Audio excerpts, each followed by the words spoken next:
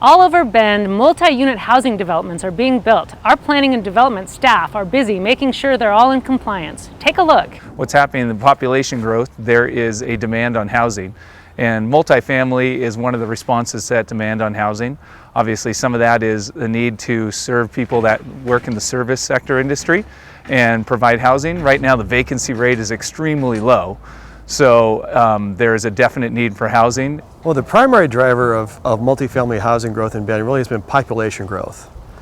And what we've seen is growth in different demographic groups like millennials and older households that are downsizing that either don't want to or can't afford to buy a single family home. So looking to find some other option for renting while they're living in Bend.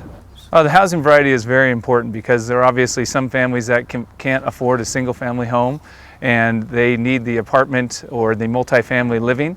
And so providing that variety of housing is important to diversifying and serving many of the local families and citizens that live in Bend.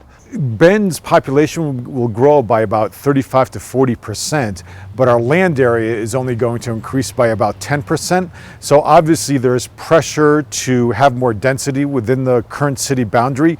And part of the way we meet these density requirements is through the construction of multifamily housing. The UGB work that we're doing is more than just planning on the outside of Bend, but looking at what we can do differently with the land we currently have in the UGB.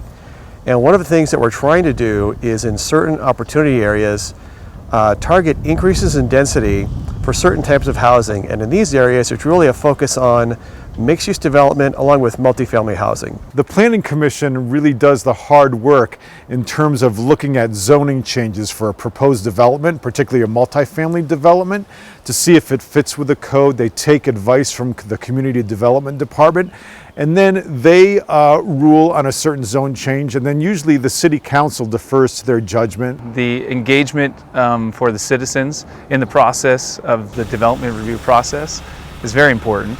And at times there is controversial issues, especially surrounding residential development when you get the mix of multifamily and single family development. The Community Development Department's job is to implement what's been started by the Planning Commission and by the City Council.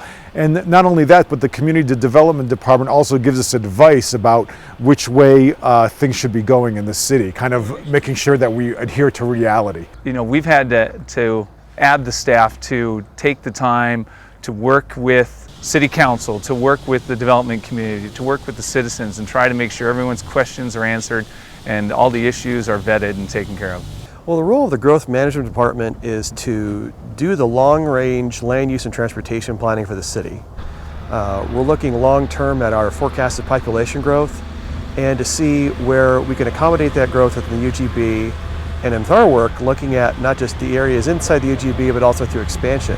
The residential landscape is going to change compared to what it was the 20 years prior. There was a big focus on residential development in the single family form, and now we're going to move to more of a mixed use development with some multifamily mixed in and some commercial, and then also just multifamily going a little bit more vertical. But really, there are going to be parts of the city which are going to be changing considerably. The density is going to be greater. Building heights will probably end up being a little bit higher. So you look at developments like this one, a lot of things are coming together. You've got housing needs being met with new construction. We're seeing economic development because we've got jobs being brought in for folks to build these units. One of the benefits of having more housing like this is that more of Bend's workforce can live in Bend if they want to.